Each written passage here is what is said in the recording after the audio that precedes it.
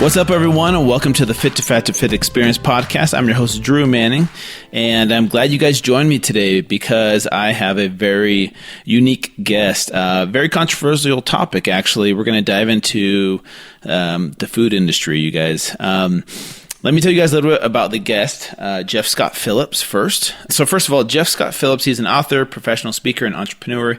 He wrote this book called The Big Fat Food Fraud, okay? Let me tell you about a little bit of his background before we jump into the episode. At the age of 22, he founded his first company called Break the Cycle, under which he conducted nutrition workshops. He also founded Fit Food, which is a food delivery company that sold healthy meals and weight loss programs.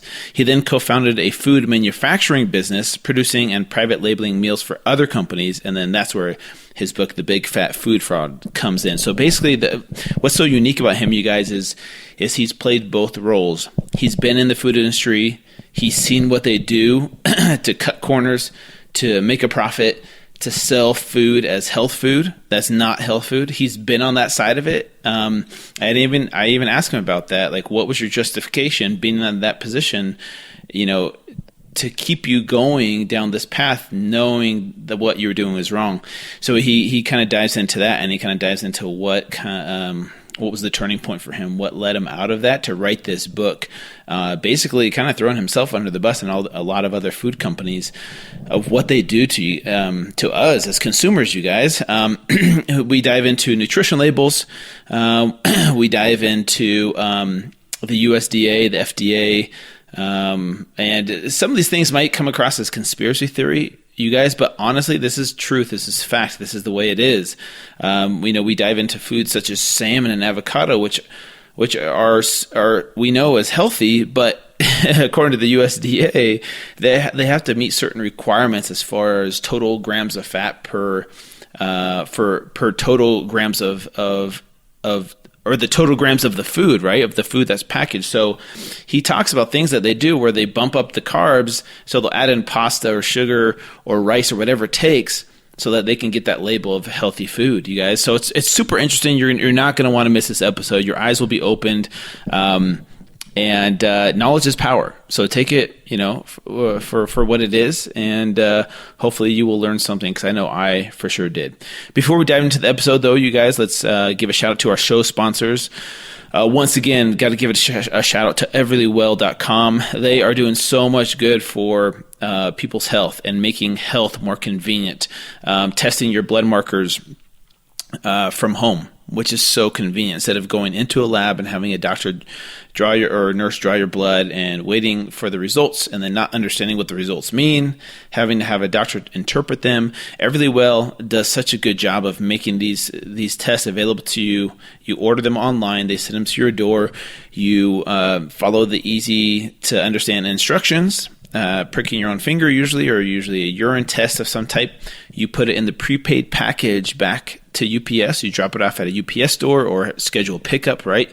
So you never really have to leave your house if you don't want to. And then in a few days, you get emailed your results with easy to understand results of what these numbers mean, what you can do to improve them, you guys. They're so much more affordable, more convenient. I definitely recommend them to not just clients, but other influencers. There's other influencers now recommending these because it's so much more convenient, right? We tell people all the time, go get your blood work done. But okay, what does that mean? What do I get? So go check out everlywell.com and use my code FIT2FAT2FIT for a 10% discount. So that's everlywell.com. You could either go to everlywell.com/fit2fat2fit or just enter in fit2fat2fit as a discount code for 10% off your first test. The next sponsor is Quest Nutrition, you guys, and they've been around for a while. We're so proud to have them as a show sponsor for ever since the beginning of our podcast, which is over a year now. Quest Nutrition, if you've never heard of them, go check out their protein bars. Everybody has at least tried one of their protein bars. High in fiber, high in protein, low in net carbs, very, very low in sugar, right? It's a great tasting meal replacement protein bar that is easy to take on the go. Their bars taste delicious. They're by far the best tasting in the industry. On top of that, you guys, they do so much other than protein bars, right? They have protein chips, they have protein powders. They also are in the keto movement. So they are creating foods that are keto friendly, so high in fat, moderate protein, low carb approach. And these are delicious tasting food as well. So chocolate bars, fudge, peanut butter cups, frozen meals that are actually keto friendly, Cheez-Its, these Cheez-It type of crackers. They're amazing. Go check them out at questnutrition.com, or if you want to check out the keto line of products, go to questketo.com. And let's go hang out now with Jeff Scott Phillips.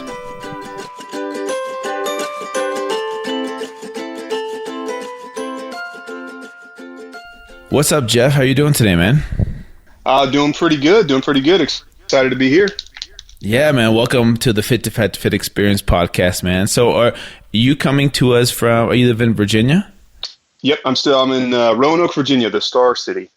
Yeah, man. So I have some connections out there. So I kind of grew up a little bit in Fairfax County, Northern Virginia.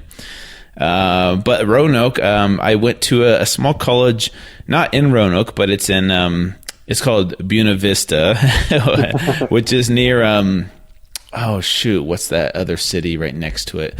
Not Lynchburg. How far are you from Lynchburg? I'm about an hour and a half from Lynchburg, maybe. That's right. Okay. Yeah. So anyways, I've lived out there in Virginia, and I've been to Roanoke before. Beautiful, beautiful area. Yeah, it is. It's an artsy place. As you know, we got like our claim to fame, I guess, is that giant star. It's like 100-foot tall star on top of the mountain overlooking the city. It's pretty cool. Yeah. Yeah, it's beautiful out there, man. So, okay, so here's what I want to do. I know that I have so much to get to today, and I'm super excited about today's podcast because you have so much information to deliver.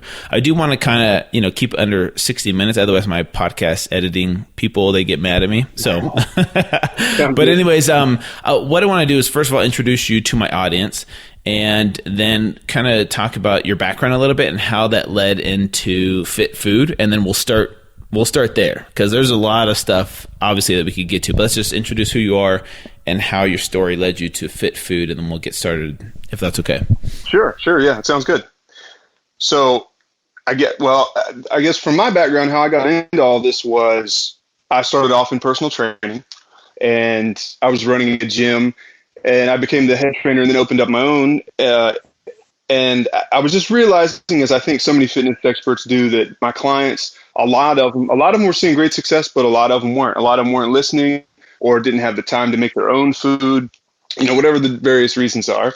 And one day I said, you know what, to hell with it. I'm just going to make your food for you. I'm tired of the excuses. I'm going to do it all. So all you got to do is heat it and eat it. And I started doing that. I was in my condo kitchen, tiny little condo kitchen at the time, and I was making everyone's food every Sunday for the entire week and giving it back to them. And after a week, all the clients that I'd given the food to, they came back to me and told me they lost 7 pounds. I accidentally put them into ketosis. I didn't even know it at the time when I was doing it. And so I was like, wow, this is pretty cool. So they told all their friends and family, and more people started coming, getting on the food and seeing great success. And before I knew it, I was like, well, this is actually a legitimate business idea. And so next thing I knew, I was in the food business and grew from there. And I really wasn't ever trying to be in food business, but as it kept getting bigger accidentally, I got to the point where I was like, well, man, we're shipping all over the country now. We better get serious about this. So I took on investors. Once we did that, I actually became I say that I'm breezing over this like it happened overnight. It didn't, but yeah, but it eventually became a food manufacturer where we were producing food for other companies' brands, other health food companies. And I guess that is kind of where we get into the story where I started learning about all the corruption in the industry and all that. Yeah. So, okay, let's back up a little bit because I can totally relate to this. I started out as a personal trainer in 2009, and I struggled with people not following the meal plans. It's like, here, just do this. It's so simple. I do it. Why doesn't it work for you? And then taking it one step further to make it more convenient, because that's the thing is we're a society of convenience, and so we want things to be convenient for us. And so you kind of took the extra initiative to get your clients, okay, I'm going to deliver the food to you, and all you have to do is heat it and eat it. That makes so much sense. And I really do feel like you started out, kind of innocent, like you really wanted to help people, and this was one of the things you did. But then as you grew bigger, you brought on investors. That's where your eyes were kind of open to this kind of dark world that existed, and you didn't really realize it until you were thrown into it. And so I remember, one of the stories in your books, which we'll get into a little bit, but the story of when the food inspector is coming, and you guys have like 30 minutes to get the place, clean and all this stuff that you have to do. But anyways, let's get to that a little bit later. So you started Fit Food, which was like a meal prep company, but then you started, making food for other companies that kind of that were, for example, in stores, right? Some of them were in stores. Some of them were direct ship companies, almost like same as Nutrisystem, not Nutrisystem, but it's very similar type. Just where people order online, and then we would.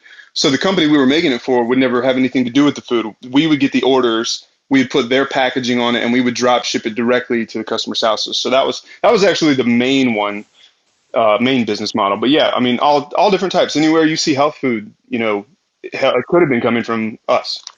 Okay, so let's talk about what was your first experience into, like, you were surprised, like, whoa, you guys really do this? Like, what was your first thing that you were kind of taken aback by? Well, I mean, depending on probably what you were talking about with the health inspection, it was a really small example. It really wasn't the food industry corruption stuff. But when we were trying to pass that health inspection, I was a virgin in the business. I had no idea what the hell I was doing. And the kitchen was horrible. We were probably breaking every health code law in existence. And so we ended up, the person I was renting the space from actually ended up kind of making me help him bribe the health inspector. And that was when I was like, oh, this is normal. Not that it is normal, but it became that way for us at least. And I was like, geez, this is how we're going to operate from now on. We're going to bribe people to keep doing business. And I was like, holy shit, we're into things now. So what was your justification going through your head at the time when these things started to happen? Obviously, I'm sure you had a moral compass where you're like, this doesn't feel right, but I feel like at the end of the day, I'm justifying it by X, Y, and Z. Like, what were those justifications for you at the time? Yeah, well, at first with that one, of course, I didn't like the feel of it. I thought, okay, this feels wrong.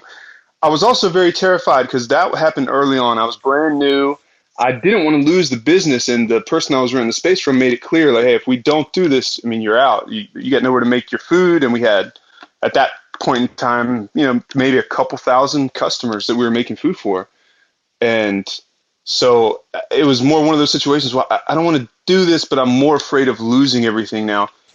On top of that, the health inspector's wife was, I was also ended up having to pay her in sexual favor. So I partly enjoyed the bribing process, we go into that in the book. But as it goes on, and as we started to get more deep into it, where we started messing with, and we can get into the details, but with food labels and packaging and the government agencies, the USDA, FDA, that is when it was, clearly I really fought it. I didn't want to do those things, but you're pretty much forced from the government side, from the investor side. I wasn't in charge anymore. My name was at the top of the org chart, but I was not the boss. Interesting. So you were kind of just, in a way, just like a puppet, like being played by the system. Like, you got to play the game, right? Pretty much. I mean, I was the face that everyone could point a finger to and blame, and I take responsibility. I mean, I was doing the things, but yeah, I mean, I really was just being forced. Like, hey, if you don't do this, you're out, or we'll pull all the money. And what choice did I have? Is kind of how I justified it to myself, anyway. Exactly. So your book's called Big Fat Food Fraud, right? In case people are, we'll definitely put a link to that in the show notes, because I know that once we get into this, people are going to be so intrigued by this kind of stuff, because it's a world that a lot of people don't know exists. And I knew some of these things, but you bring it to light so profoundly because you lived it. You were there doing all these things, and then now here you are, kind of, I don't know what the right word is, just kind of exposing it, right? You're finally exposing it for what it is, for what you were, contributing to, and but you, like you said, you own it. You're responsible for it. So, let's talk about the first thing I want to get into is edutizing, and this phrase that you use. Can you explain what that is? Yeah. So edutizing. I mean, that's a term, I don't think that's in the dictionary, but yeah, it's basically just advertising disguised as education. And of course I had no idea. When I was in the personal training world and nutritionist early on, I used to fall for this stuff. I used to take it and turn around to my clients and regurgitate it. And how would you know any better? How would I have known? But once we were in it, the food company, us and others that were our competitors, we were taking, for example, I'll just give you one because I have a funny one that came from when I was trying to teach the editor of the book about this. So antioxidants, we would take something like that, which of course do have health benefits, and we would create a bunch of material that looked just like it was education, like scientific education. And we would send it to medical trade journals. We would create press releases. We would send it to the news outlets and magazines. And so then people start reading and hearing and seeing all the stuff that you need antioxidants. They're good for this. They're good for that. All the while, what we're doing is just priming them to recognize those words so that when we put it on a food that's not good for them, that now they think it is. And the reason I use antioxidants, so when I was I handed in a copy of the book to the editor, and she wasn't getting it. I guess she was so trained to know that word is good for you, probably by people like me, that she was arguing with me. She's like, no, but antioxidants are good. And I was like, I understand, I get it, but I'm telling you, we're training you for that so we can sell you foods that aren't. So we went back and forth numerous times. She didn't like that in the book. And so finally I gave her the example. I said, look, antioxidants, it's good to get them from, say, they're in everything that's plants, right? Anything that comes out of the ground. It's great to get them from broccoli or kale. It's a little less good, I would imagine, to get them from cocaine. And she that clicked for her. Then she got the message, what I was saying. Yeah. So what are some examples of some foods that have these labels, like antioxidants, for example, that aren't good for you, but people are buying thinking, well, I'm eating antioxidants? Oh, I mean, it could come in anything. And it's not just antioxidants. That was just one example. But, not any and all, but a lot of products that, for example, sit on the shelf, like coconut water, I think is a great example. There's 50 different coconut waters, and I can't speak for all of them, but I know a lot of them are just sugar water. And if you say stuff like that, now they're having an argument about, well, which one has more antioxidants or which one has omegas or whatever, low calorie, whatever it may be. Another example, so by teaching people that, you got to eat grass fed, I think we'd all like our food to come from animals that were treated nicely. But I was walking in the store just the other week and I saw free range grass fed hot dogs. I mean, come on, it kind of defeats the purpose. Yeah. Okay, so that's interesting. So antioxidants is one example. What about, let's talk about gluten-free. Yes. Or because that's a big one, right? Yeah, gluten was probably one of the biggest. I mean, I hate to call it a fad because I know people do have allergies to it, and some people are just sensitive who don't have allergies. But the reason I call it a fad still is because the food industry took that and we gave it legs so quickly. Once we learned there was a market for it, like, hey, some people actually have to eat this way, we started pumping it out there. Anything, you name it. You got IBS, maybe that's because of gluten. And who hasn't had IBS at some point? You have anything we could think of. You got low back pain, probably gluten. If you've ever had erectile dysfunction, that's because you're eating too much gluten. You name it. And by the way, if you Google that, that's a thing. People think that comes from gluten. And so we'll put all this marketing out there. You got to eat gluten-free. You got to eat gluten-free, everyone, for whatever you've got. And we're making this food now that's gluten-free. We weren't in 2008 and 2010. Everyone is. And from then on. And a lot of it's just not healthy for people. But we're teaching them that don't worry about what it is. Just check to see if there's gluten on the label. And it distracts them. It makes people forget. All of a sudden, you wouldn't have been eating cookies or chips and crackers and stuff if you're trying to lose weight or be healthy, but now they forget they're eating those things. They're just looking for gluten on the label and they're eating so much more cookies and chips and stuff. Mm-hmm. Which is so true because, and this is the reason I did my own gluten-free experiment a couple years back. And I remember the thing that triggered it for me was when became mainstream, where on, I think Jimmy Kimmel did some kind of spoof where he went around asking random people, what's gluten? And they're like, oh, it's, this or that. Like, they didn't know what it was. They just knew it was bad, right? And that's a sign of how trained we are to fall prey to these marketing techniques. But people don't know why or what it is. And then I'm like, you know what? I need to do this gluten-free experiment where for 2 months I ate all these gluten-free products, right? And ended up gaining 20 pounds and doubled my body fat percentage, and all my health markers, were in the red, even though I was eating 100% gluten-free. And so I was eating gluten-free pasta, gluten-free bread. I mean, nowadays there's so many products in the gluten-free section that it's pretty much you can have anything you want. Now, I understand that some people that have celiac disease, for example, that can't have birthday cake, it sucks for them. And so, yes, let's make, maybe a gluten-free alternative that, so they can enjoy a cupcake again. But now people are looking at it like we've been trained that, gluten-free equals healthy. So I better buy this instead of the non-gluten-free option because I don't want to get sick. Right. And so I totally see that. Yeah, absolutely. And here's the really, I don't know. There are a lot of companies who do this. We learned it. Well, I don't want to call it names, but we learned it from a big company out there. And but this is the shitty thing. So we're selling a lot of the times gluten-free products, and most of them, or at least a lot of them, weren't actually gluten-free. I can go into why we did it if you want to at some point, but how we got around making people sick is, and you can test this with almost any company where you're trying to order gluten-free food. You test them. They'll all do the same thing. And for the same reason, if you call them and say, I have celiac disease, they'll do their best to talk you out of ordering.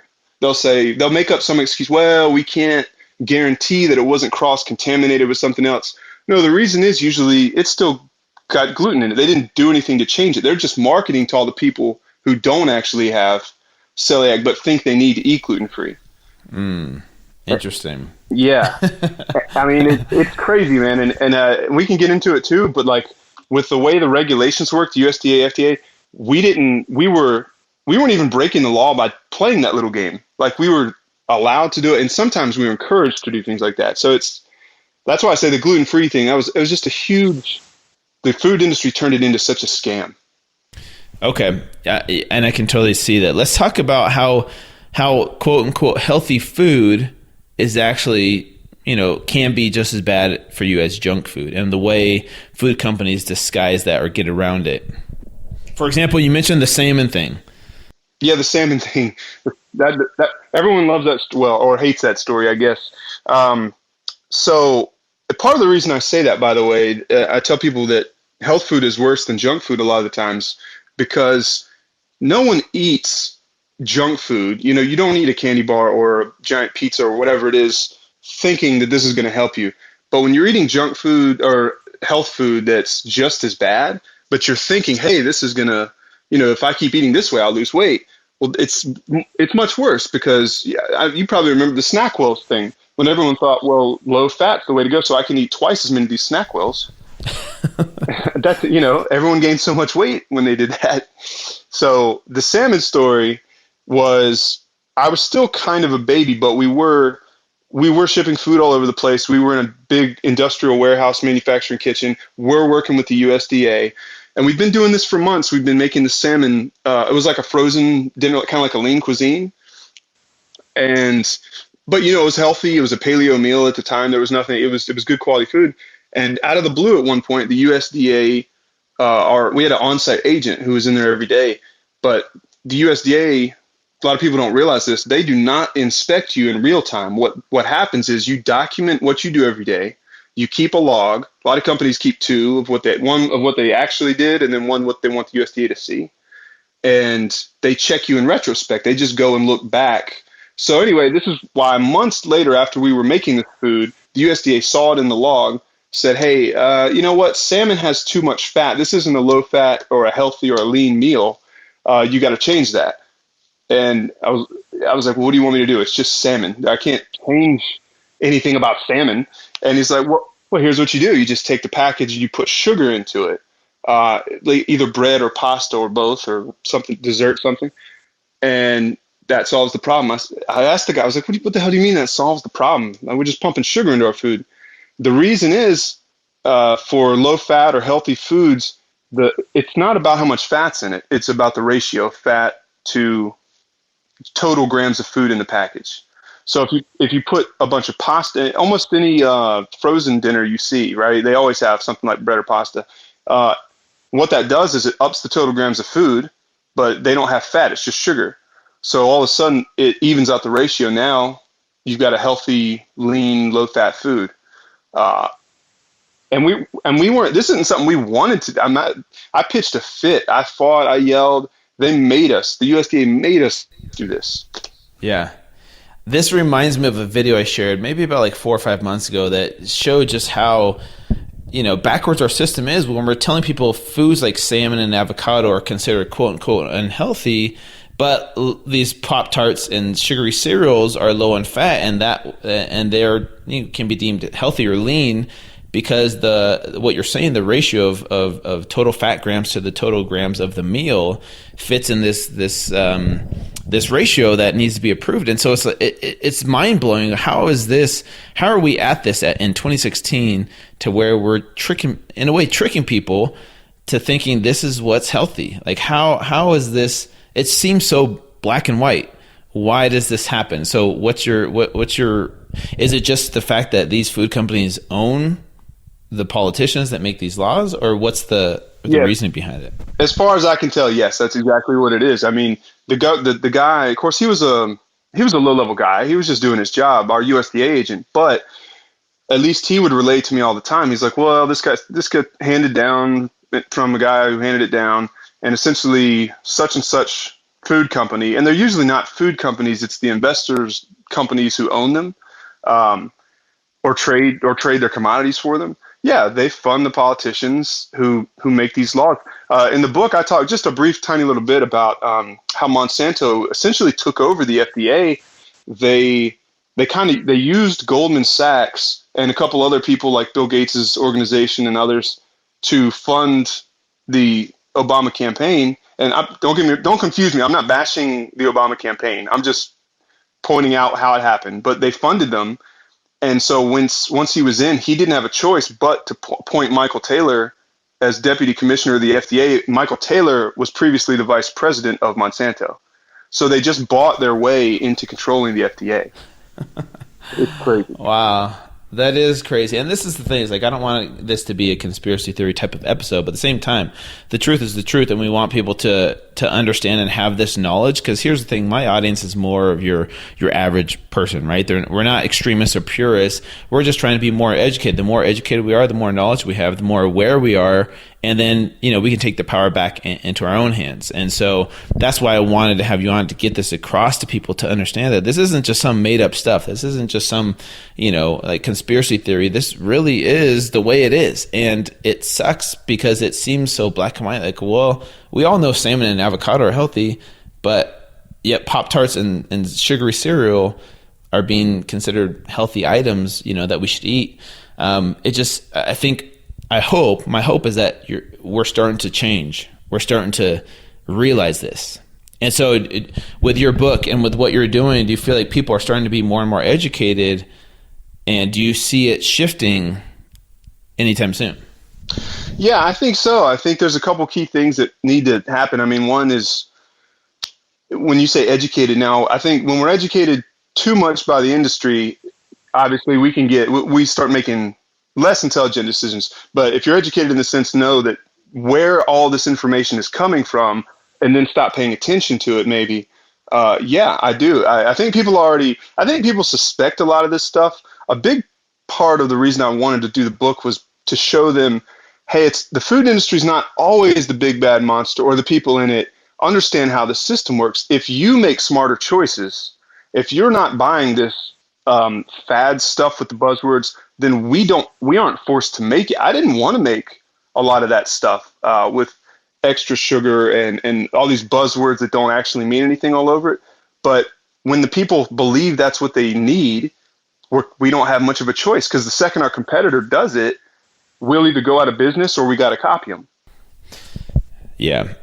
So this kind of leads me to my next question is, what was your exit strategy, or how did you go from that to owning Fit Food and playing the game to all of a sudden writing this book? What was the turning point for you that said, okay, I'm done. I gotta change this? Yeah, well, I don't want to give away the whole thing, but there are a lot of, there are ups and downs in the book. And, there was a collapse, and then I had to rebuild. But probably the biggest thing for me was, after a while, I wasn't realizing what I was doing every day. I was aware of it, but you don't pay attention to your daily routine after a while. And I didn't enjoy it, but what really got me was when I started hearing back from old customers and friends and family members originally on the food. We had people reversing their type 2 diabetes, lowering their blood pressure. We had a guy that lost 150 pounds. My mother lost 50 pounds. And wow. Yeah. And when I started hearing from these people and saying they were going back into having those problems, that's when I was like, well, I have to get out. I have to stop this. I have to tell everyone what's going on. And honestly, the book was my outlet. I was worried because I didn't know what to do. This was my business. It was my life. It was my only source of income at the time. And I was kind of panicked for a while. I'm like, I don't know how to not do this anymore. If you're in it at that level, I didn't have a choice but to sell food that way. So that was the decision. And then I said, all right, well, the book will be my platform. I'm going to go bold with it and tell everybody. Okay, which is awesome, man. I commend you for that, and I definitely highly recommend everybody to go check out Jeff's book, The Big Fat Food Fraud. It's eye-opening. It really is, man. Okay, the next thing I want to get into is working with investors and industry influencers and how that played a role in this as well. Yeah, so I think this was a shocking thing to. It was certainly shocking to me when I first stepped into it. I was searching for investors to. So I could get infrastructure and obviously fund a lot of things. And it just so happened that the ones that I took on were very deeply connected. They had very deep ties into the fitness industry. And they worked with a lot of people who I know you would know. Like there was so the first convention I went to, these guys held what was called a mastermind meeting. And there were a lot of big name people that I'd known from like TV and all sorts of places. And these investor guys kind of ran this room. It wasn't some sort of clandestine thing where everyone was in on it, but they were listening to these guys as authority figures, and they were sitting here dictating what the upcoming trends in the fitness and nutrition industries were going to be. And I mean, they were just telling people like, hey, just for a random example, like boot camp's out.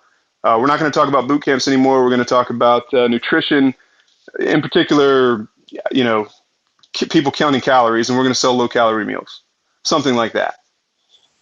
And so they would, and a lot of the influencers in the room were people who, editors at large magazines. They were the professors at some of the universities that taught nutrition courses for people graduating from college, getting these degrees, and they're teaching these people like, hey, these are the things we're going to be saying now.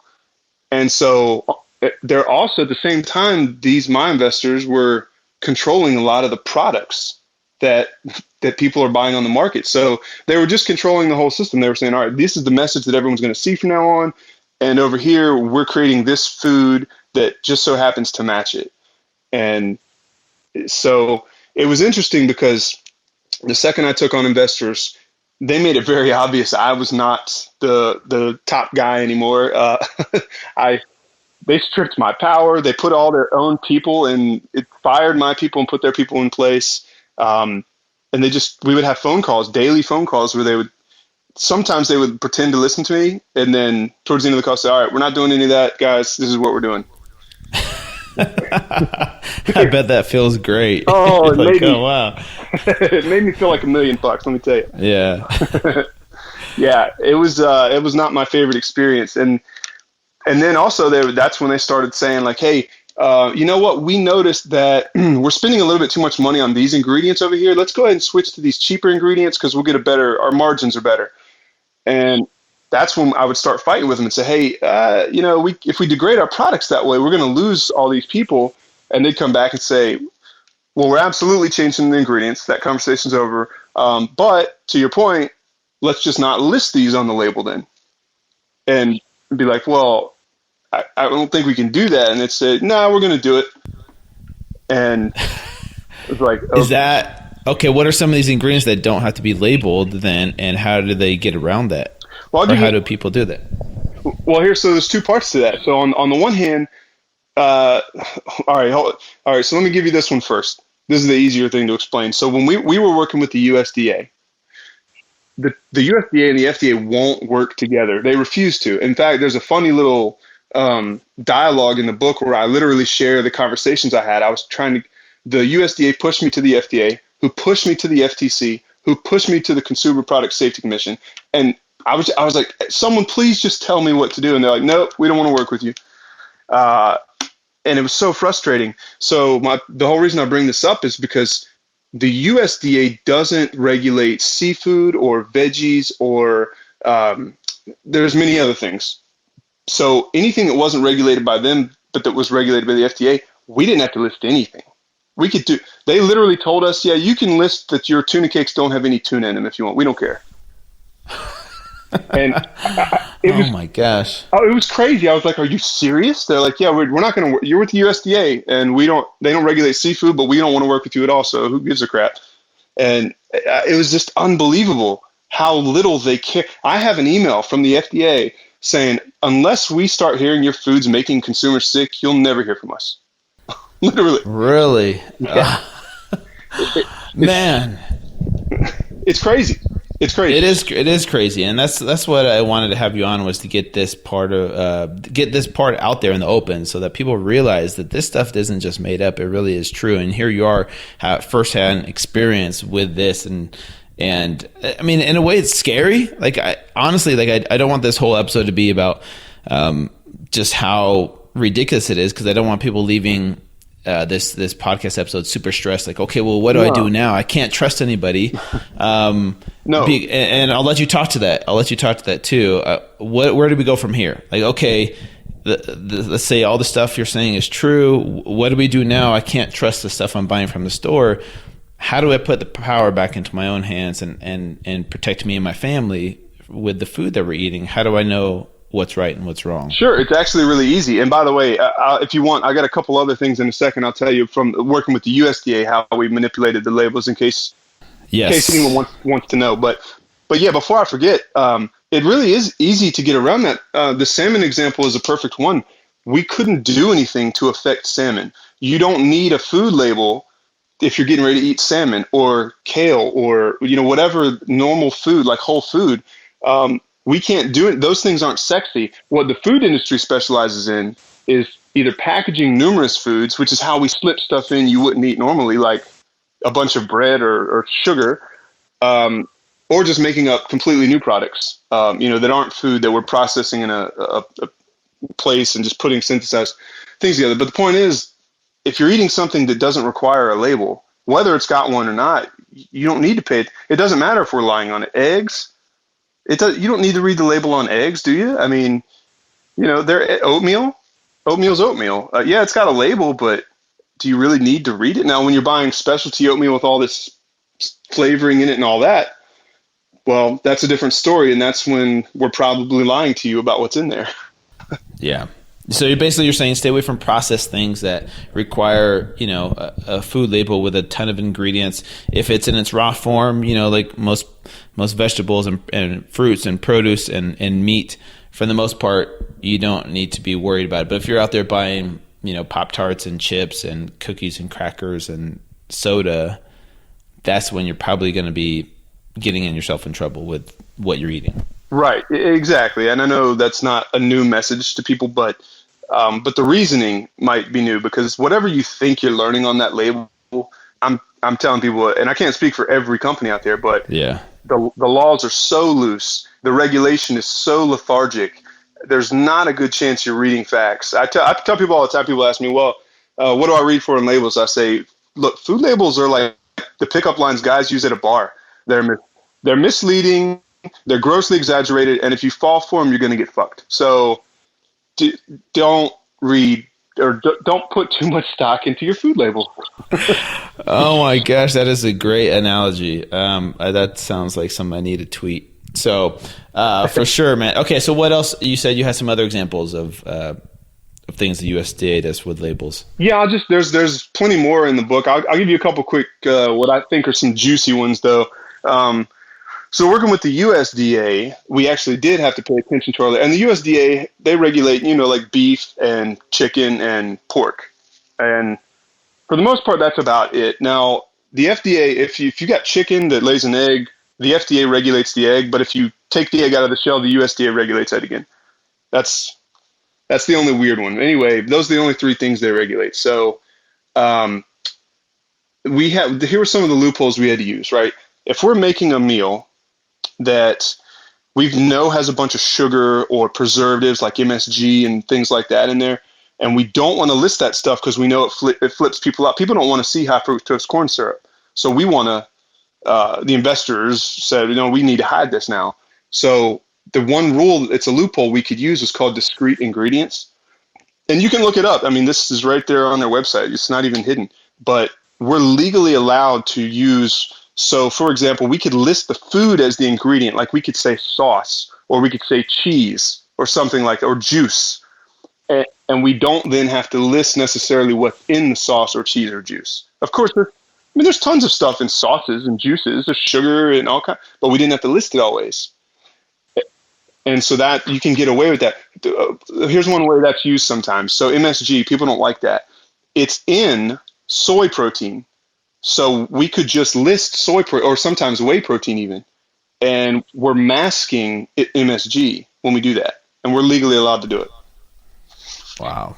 No, that's definitely some juicy stuff that people don't realize, right? So I think this stuff is great for every person listening to understand, and when they go out and buy foods, they have to be knowledgeable of these things. And so I'm glad that you're talking about this stuff, and I really do hope people will go and buy your book seriously, because they're going to learn so much. Their eyes are going to be opened, and the power will be back in their hands if they really apply what you're telling people. And so I'm really grateful to you, Jeff, that you really exposed this, because otherwise it's hard for people to know. Like, it's hard for people just to go off of, okay, well, I see this commercial, and so, or this looks good. Like, I heard about antioxidants, or I heard gluten-free is better for you, so I should probably buy this. So right, absolutely. So people need to know. I mean, I used to eat this food until I was the one making it and seeing what we were doing.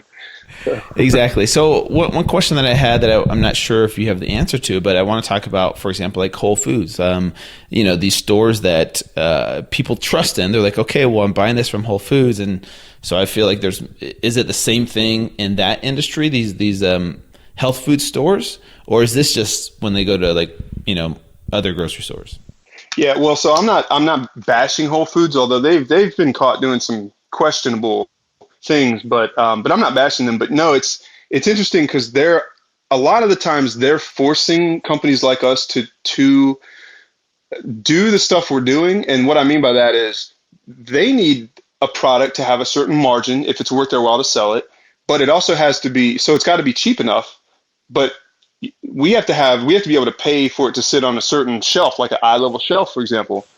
And if you can't meet these certain standards, then it doesn't go. So they may not be doing it on purpose, but they put us in a weird place. Now, they have higher margins than like a Walmart, but the same thing happens. Also, another thing that happens with these stores like the Whole Foods and any of them, we were co-packing or private labeling, same thing, for other companies. So we had some foods in these stores that the Whole Foods didn't even necessarily know where it was coming from. Or Publix, I think, was one that we were in, and we were producing for a guy. The guy wasn't, his products weren't there, ours were, but it was his brand name.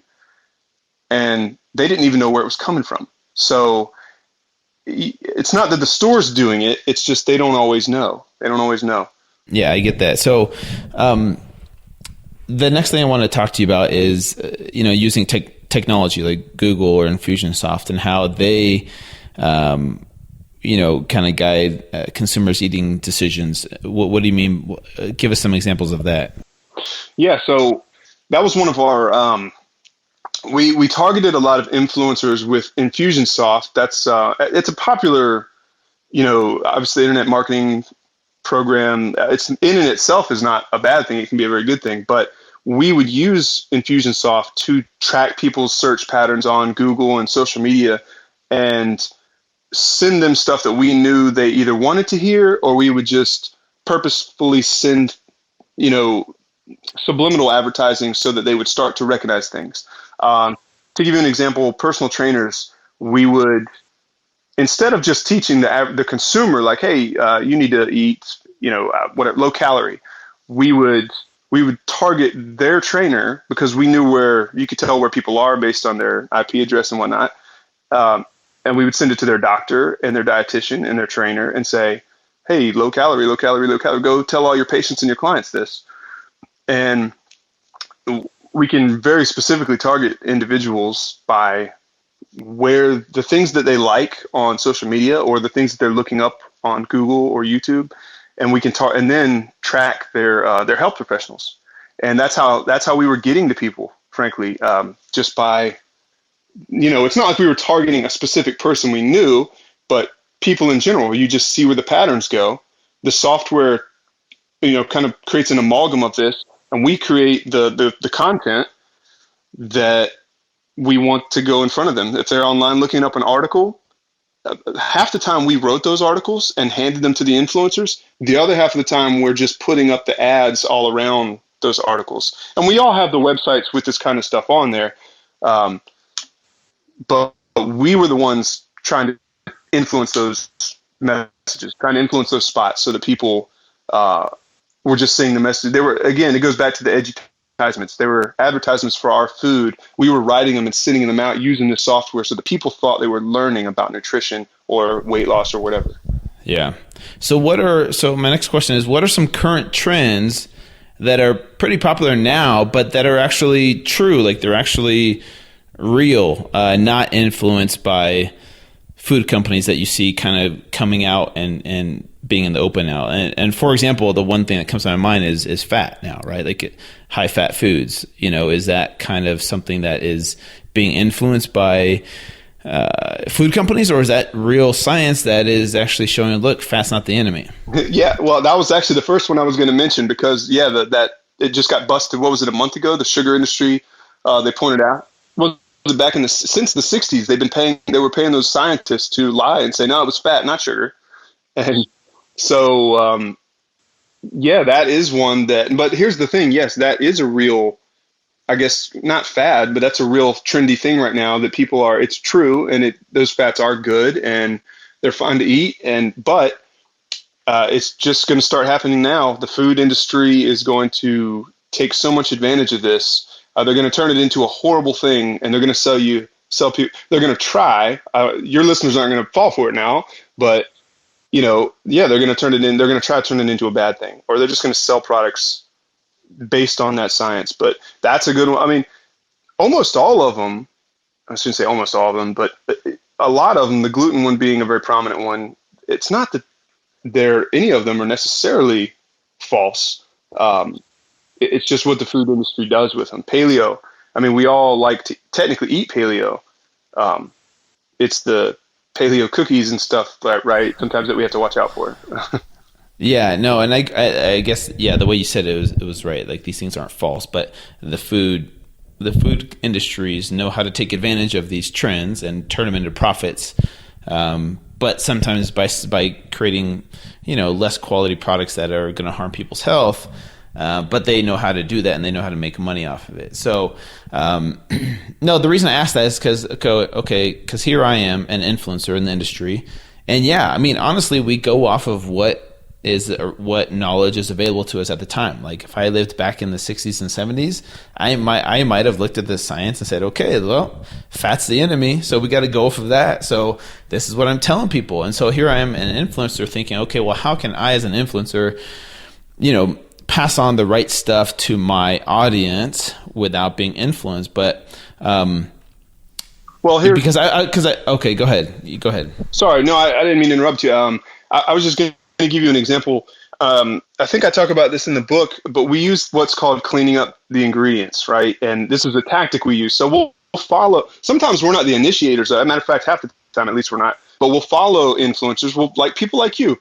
So things that you're talking about that are genuinely good things. The Food Babe is big on calling out companies and getting them to take something out of their products, right? Like food dyes and stuff like that. And what the food companies will do, I mean, it's if you're not careful on how you portray the messages, all you do a great job. But if you just say, hey, anything with this stuff is bad, a red dye, it's got to come out of your food, and then you take it out, all that does is teach the consumers that, oh, it's okay to eat this candy again because it doesn't have red dye or it doesn't now have GMOs. You send it back to eating the candy. So I think the way to get around it is, like, you know, if we're talking about micronutrients, if we're talking about antioxidants or things like that, whatever it might be, you know, we got to emphasize to people, but just because things don't have this or don't list this doesn't mean that it's good. Kale doesn't advertise that it's, you know, low calorie or that it's low fat. It is those things, but it doesn't advertise it. But on the other hand, if a sugary, like a Marathon bar, advertises that it has antioxidants, well, it's still a Snickers bar. Yeah, that's so true, man. Yeah, that's great. That's great advice right there, because I definitely see that. And so I guess what I was trying to get to was, you know, as an influencer, I do try and really put in the time and effort into researching and finding out what is true for me and what's optimal for me and what's optimal for you. And it might be different for me versus you. And so it's about taking control of your own health and finding out and putting in the effort to find out what's optimal for you. Because if you're just listening to someone like me, or if you're just listening to a different influencer that's telling you something different, then you're just going to go with the wind, kind of whoever's, you know, convinces you with their words of what's best for you. But you have to really take control of your own health, kind of become your own self-experimenter with your health, get your blood work done on a regular basis to find out what is optimal for you. But I think all of us, no matter if you're vegan or paleo or keto, agree that less processed food is ultimately better. And so that's one thing that I try and push is here's the things that we agree on. Stay away from, you know, processed foods, and then you'll be, you know, so much healthier. But right. I mean, that's what I tell people about from the food industry point of view. Like, vegetables aren't sexy, right? We can't. And they don't have the best margins. If you eat those, we don't like you. What we want to sell you is new things, processed things, fake stuff. So yeah, you kind of get around us if you teach people not to do that. And the way you do it, the way you've done it is such a, because a lot of people, I know so many people who are just fit and they can eat whatever they want but they look fit and they could tell people this or that. And it may not work for everyone, like you're saying, but you went out of the way to put on the weight and then lose it back. So people have a pretty solid idea of like, hey, he actually walked in my shoes and then went back. He's probably got a pretty good blueprint for solving this. Yeah, no, thank you. And I appreciate that. Because here's the thing, is I tell people all the time, like, I actually ate a low-fat diet for the most part when I gained 75 pounds. You know, I ate a lot of Cinnamon Toast Crunch and Mountain Dew and chips, cookies, and crackers that were all low-fat processed foods, but I ended up gaining 75 pounds. You know, I didn't do the Morgan Spurlock thing where I ate McDonald's or fast food 3 times a day. I ate fast food maybe once or twice a week, but it was these other foods like Pringles and, Top Ramen and macaroni and cheese and all these foods that are pitched to us as sometimes somewhat healthy, like, hey, this is fortified with vitamin A and vitamin D, or a good source of calcium, you know, in big print. And so, yeah, I think people's eyes were open by seeing me do the opposite of what you're supposed to do. But then they're like, oh my gosh, I'm eating those foods too. And look what it did to Drew's body, you know? Yeah, absolutely. So in a way, I'm glad I did it, to be honest with you, even though I wouldn't recommend everybody doing that because it was not the healthiest thing, but it really did open up my eyes to here's the other thing that maybe we can get into is just how powerful of an emotional connection there is with food, and how this food, it really does cause, in a way, an addiction to these types of foods. I really did sense that when I went through this, even though it was only for 6 months. When I tried to get off of those foods, it was like getting off of a drug. I went through withdrawal symptoms. I felt like hell. And these foods are designed to do that. Am I right? Absolutely, they are. And towards the end of the book, I give an example of someone I know. I refer to it as like the nutrition version of Stockholm Syndrome. If you catch people when they're younger, I mean, anytime ideally, but the food industry tries to catch them when they're young, that stuff changes your biochemistry. I mean, you become dependent on it on a physical, mental, emotional level, just like any other drug. And I mean, you try taking someone's coffee away after they've been drinking it since they were 20. Sorry, they're going to fight you all day, every day for their morning caffeine, or whatever it might be. And it's the same thing with that stuff. So when people get that just used to, addicted to sugar or whatever it might be, processed food, they can't come off that stuff. They need it. They cling to it. And plus, on the back end, then when these companies own the health food companies, I don't want to name names necessarily, but here, this is a public one that's not hidden at all. Heinz, who makes bagel bites and all that stuff, they own Weight Watchers. I think they own Jenny Craig. Okay. But all of those companies are owned by a company like that, right? All of the big ones are. And so by the time your body changes, your metabolism slows down as you age a little bit. And now all of a sudden you've been eating these kiddie cereals and Pop-Tarts and stuff. You were thin before, and now it's starting to affect you. And so when you go to the weight loss food, it's the same food made by the same companies. It's telling you it's better. And it's the same thing because they know they've got you addicted to it. Yeah. Man, this is some great stuff. Okay, so where are you at now? What are you doing now that obviously you have the book, you're probably doing speaking tours and things like that. What else are you doing beyond that? Because I'm assuming you let go of your company or walked away from it, right? Or do you want to talk about that? Yeah, I absolutely did. There was no way I was going to be able to be a part of it. I didn't want to. Don't get me wrong. I didn't want to be a part of it anymore. I wanted to be out of it. Is what I'm saying. But we also knew, like, hey, if you're staying on stuff, no one would buy the food anyway. So I got rid of that. I sold the company before we finished up with the book, or early on during the writing of the book, actually. So I got out of that. Now the book only came out, I think, 2.5 weeks ago, was the launch. So now I'm spending my time, traveling around, talking, promoting, coming on awesome podcasts that I'm already a fan of, like this one. And I'm so thankful I get to talk on, and just spreading the message, man. Yeah, man. And that's great. So what does your daily food intake look like? Can I ask you personally, like, okay, what's a typical breakfast for you, and what type of food do you consume? I'm curious. So I'm sure my followers are as well. Yeah, sure.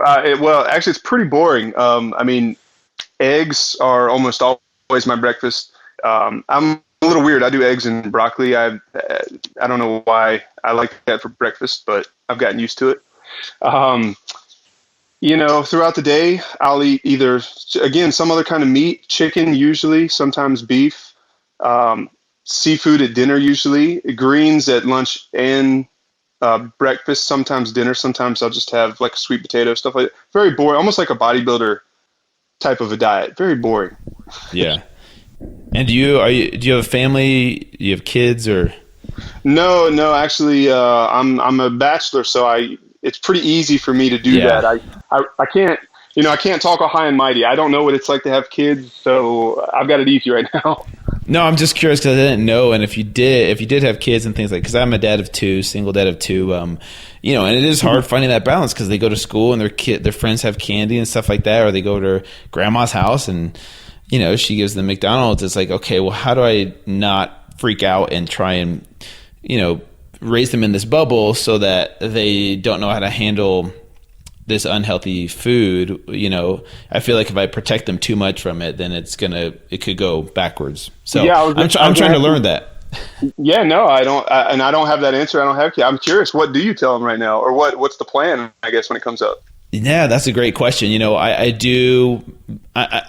Here's the thing. I try and say when they're with me, I can control what they eat. And when they're not with me, I can't control what they're going to eat, and I don't freak out. But my whole thing is, if I teach them the reason of why we eat these foods, and explain to them, and they're a part of the food making process. So I take them grocery shopping with me. I let them pick out their vegetables. I have them cook with me, and I have them help prepare the food with me. And when they're a part of that process, instead of just saying, "Hey, eat your broccoli or else," they're a part of that process. Now, I am okay with, like, for example, we do pizza night Sunday night, as long as they let me watch football. But I can control what kind of pizza we have. Yeah, and sometimes if I'm lazy, I'll go grab Domino's. But other times I'm like, okay, let's make it ourselves, or we'll go, we'll make it healthier. But I do try. Yeah, I feel like if I try and protect them too much and try and be too strict in today's society, unless I keep them with me 100% of the time, they're going to be exposed to it. They're going to eat it, and it's just teaching them what to do with it when they do eat it. And I don't want to create this process of, okay, now you should feel guilty for eating that, right? Especially they're two little girls, right? Two girls, and so I think girls are, it's different for little girls. They're more sensitive, and anyways, I'm scared, to be honest with you, when they become teenagers and hormones kick in. So yeah, I'm just doing the best I can. Absolutely, no. I think it was I think Anthony Bourdain, when someone asked him how he's going to teach his kid, or how he teaches his kid. I think he said, "Well, I just tell my children that Ronald McDonald kidnaps little children." So. See, there you go. Just scare tactics, right? That's one way of doing it, I guess. I've lied before to them, and I'm okay with it. Like, I've lied, like, "Oh, it's closed today," or, "Oh, there's no more candy left," or, anyways. Yeah. Yeah, no, I was just curious about that to see where you were at. But it is easier when you are a bachelor. Like, okay, this is it. Like, if it was when it's just me, when I'm by myself, when I don't have them, when they're with their mom, I do eat just simple, boring foods, right? It's simple for me. Okay, so you don't subscribe to 100% to paleo or keto. Do you have a nutritional philosophy? For the most, Not really. Well, yeah, like I was saying, what I've done almost the entire time since I've been in the fitness world is follow a bodybuilder's type of diet. I did it for aesthetic reasons at first, right? Because they clearly have it. Like, I mean, I assume you're pretty much like a bodybuilder, right? I mean, you probably train a lot that way. You seem to eat that way. Maybe not like you're doing a show, but very, whole foods. I eat lots of protein. Some people prefer to eat a lot less of it. Greens mostly when it comes to vegetables. Yeah, not 100% necessarily paleo, but for the most part, it is. Just by eating natural whole foods, I think. Yeah. Okay, before we go, because we're running out of time here, do you allow yourself to have, a quote-unquote cheat meal? Or if you do, what are those things that you indulge in that you're like, I know this is bad, but I'm going to eat it anyways? Absolutely, I do. Oh, my goodness. I think it's unhealthy to not have a cheat meal ever. Yeah, pizza is probably my number one. Pizza's my favorite, and then if I'm going to have pizza, I'm probably going to have like a margarita or something with it. So that sounds delicious, man. Yeah. No, well, here's the thing, Jeff. I really, really appreciate you coming on, man. And I'll have to have you on again in the future. I would love to, because there's so much more that I did want to talk about that we didn't get to today. But I think this was a great first start, and I think people are really going to love this. And I really do hope people are going to go check out your book, which, by the way, we will put in the show notes. Tell us as well where people can get a hold of you, social media, website, all of that. Sure. Yeah. The website is bigfatfoodfraud.com. So there's a lot of information on there. Facebook is probably my number one, where I'm most active. I just recently got onto Twitter not long ago. I'm a baby on Twitter. So matter of fact, if you want to go there. I'm posting on there regularly. I'm exposing every time I see something that I know the food industry, like I've done this, I see what they're doing, how they're lying, I call it out. So if you want to see me do that, Facebook, but mostly Twitter is where I'm doing that. And it's just. And what's your handle? It's just at Jeff Scott Phillips, and Scott with one T, Phillips with one L. Okay, that's good to know. Yeah, Scott with one T, Phillips with one L, and same thing on Facebook. Yeah, both are the same. Yep, just Jeff Scott Phillips. Okay, and do you have a website as well, or? It's just the bigfatfoodfraud.com website. Okay, that is my personal one too. Okay, cool. Just making sure there was nothing else. I want to make sure we get it all out there so people can get in touch with you and go check this book out. I'm excited to see you, man. I'm excited to see all these things that you're going to be talking about, and I'll be following you on social media for sure. Well, next up, we got to get you on Instagram and Snapchat. So I know that's coming soon, I'm told. Exactly. We'll get you there. All right, Jeff. I appreciate it, man. Yeah, thanks for having me on the show, man. This was awesome. Yeah, it was my pleasure, man. Have a good day. We'll talk to you soon. All right. Talk soon. All right, you guys, thank you so much for listening in to today's episode. I hope you enjoyed it and learned something from Jeff Scott Phillips. I know I did for sure. And hopefully we all take all of this and apply it to our lives to, eat healthier food, real food, unprocessed food. And that's how we can take the power back and take control of our health. So please be in touch. Let me know what you thought of this episode. Please share this podcast with those who you think would enjoy it. And we hope that you guys will tune back in next week for another great episode. Before I leave, though, you guys go to fit2fat2fit.com, sign up for the newsletter if you haven't yet to stay in the know on what's going on. I put all my discounts and promos, announcements, big announcements in there as well of things to come. So there's a lot of big things coming, so stay in the know. Sometimes on social media, you might miss a tweet or you might not see my Facebook post. So signing up for the newsletter is a great way to stay in touch. Just go to fit2fat2fit.com and scroll down and enter in your email to stay in touch. Also, reach out to me on social media. If you have questions, comments, concerns about episodes, let me know, and I will change things for you guys if you want me to change them. I appreciate you guys, and I hope you guys will tune back in next week for another great episode here on the Fit to Fat to Fit Experience podcast.